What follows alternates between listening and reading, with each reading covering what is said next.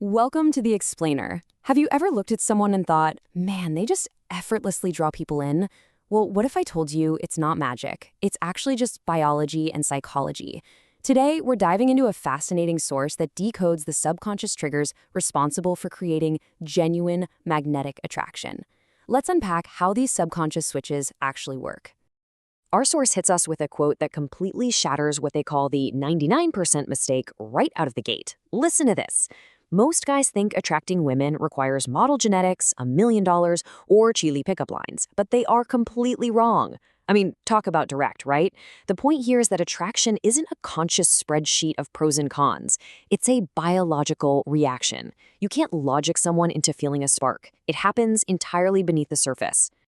All right, so here's our roadmap for today. We're going to start with the science of attraction, and then we'll dive into 3 psychological tricks: the pratfall effect, the zeigarnik effect, and reward scarcity. And listen, pay absolutely close attention to trick 3, because that is the one our source notes will completely flip the power dynamic. Finally, we'll wrap up with the final blueprint. Okay, let's jump right into section 1, the science of attraction. So here's the fundamental baseline, and it's super simple. Desperation can be sensed from a mile away. It literally radiates off a person. The real secret to psychological attraction isn't about, forcing someone to like you. That never works. Instead, it's about altering their subconscious perception of you. Once you understand the underlying laws of human behavior we're about to cover, everything shifts. You literally stop chasing, and you naturally start attracting. Which brings us to trick 1, the pratfall effect. Now, this is a fascinating, almost counterintuitive psychological law.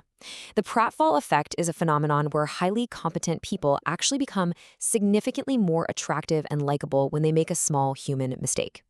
Think about that for a second. Most of us go through life trying to act totally perfect, right? We hide our flaws, we put on this polished robot act. But psychology tells us that perfection actually builds a fake psychological wall. It puts people on edge.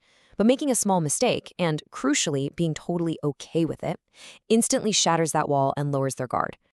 Just picture the flawless robot approach. You know the type. Hiding every flaw, desperately pretending they never mess up. Honestly, it just feels super inauthentic. Now contrast that with the human relatable guy. This is someone who is confident but laughs at their own clumsiness or admits they forgot something minor.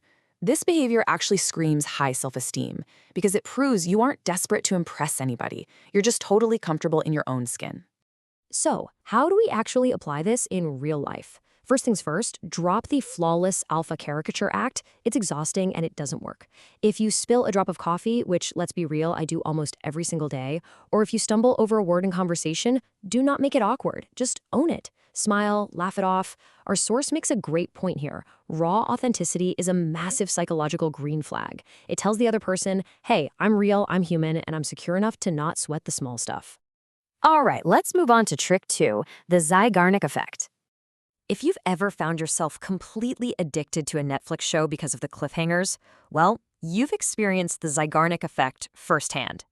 This is a psychological rule stating that the human brain remembers uncompleted or interrupted tasks much, much better than completed ones. And here's the fatal mistake so many guys make. They give away their entire life story in the first 20 minutes of meeting someone. They lay it all out, close all the loops, and leave absolutely zero mystery. When you operate with a closed loop and spill your whole story up front, you basically become a solved puzzle in their brain. And you know what happens when a puzzle is solved? The chase is over. The attraction fizzles out because there's just nothing left to figure out. But when you use an open loop, meaning you share an interesting story but intentionally pause right before the climax, you become magnetic. You're ensuring the chase stays alive. Their brain literally cannot help but wonder about those missing pieces. Here's how you actually build these open loops. If you're hanging out in person, right at the best part of a story, just pause and say something like, actually, it's a bit crazy to explain right now. I'll tell you that part later. Boom, open loop established. And over text, the rule is even simpler. Keep your answers engaging, but concise. Please, no paragraphs over text. Always leave a little room for them to ask questions. You want to maintain that sense of mystery, because mystery is absolutely the ultimate fuel for desire. Now, for the big game changer we teased earlier. Trick 3, reward scarcity. Reward scarcity taps into a deeply rooted human conditioning principle. We inherently value what we have to work for. It means treating your attention like an actual prize rather than just giving it away for free. Now, let's be really clear here because the source points this out and it's absolutely crucial. This is not about being rude or playing some toxic mind games. No, it simply means you have a life, you prioritize your own goals, and you truly value your own time. In fact, according to our source, there's a very dangerous number in the psychology of attraction: 0.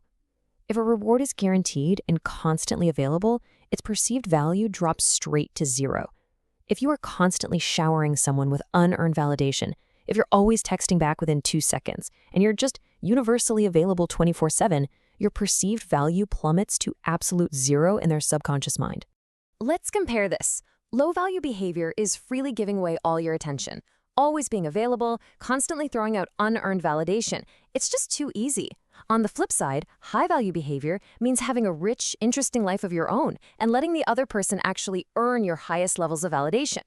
When you operate this way, you fundamentally shift the entire power dynamic and how they perceive you. So how do we apply reward scarcity organically? Here are the steps. First, validate her cool or witty behavior, not just her looks. Second, reward her with genuine attention and compliments, but only when she actually earns it. And third, this is the absolute key, pull your energy back instantly if she's acting distant or showing low effort. The very second she realizes your validation isn't just guaranteed, her psychological drive to get closer to you will absolutely skyrocket. Okay, let's bring it all together in Section 5, the final blueprint. Our source leaves us with this incredible, defining takeaway. Psychology isn't manipulation. It really isn't. It's simply understanding human nature so you can present the absolute best, most confident version of yourself. If you take even just one of these blueprints, whether it's owning your little slip-ups with the pratfall effect, keeping the mystery alive with the zeigarnik effect, or valuing your own time with reward scarcity, you're going to notice a massive, totally organic shift in your social dynamics. So, as we wrap up this explainer, I've got a question to leave you with. Which of these 3 tricks are you going to try first? Seriously, think about your daily interactions and challenge yourself to put just one of these into action today. If you found this breakdown helpful, be sure to join us next time. Keep learning, and I'll see you then.